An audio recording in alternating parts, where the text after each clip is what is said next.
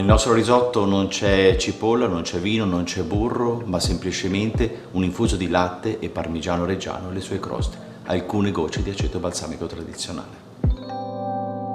Dopo una leggera tossatura del riso aggiungo brodo vegetale, ma non cipolla e non vino, e poi successivamente un infuso di latte e parmigiano reggiano 26 mesi di stagionatura. Verso la fine, oltre che il sale al giusto di sale, metto le scorze del parmigiano reggiano precedentemente sbollentate in brodo vegetale e poi tagliate a cubetti fini. Messo sul piatto alcune gocce di aceto balsamico tradizionale, l'extra vecchio. Risotto con infuso di latte parmigiano reggiano, le sue croste, alcune gocce di aceto balsamico tradizionale extra vecchio. Io lo abbinerei con un prosecco DOC Brut.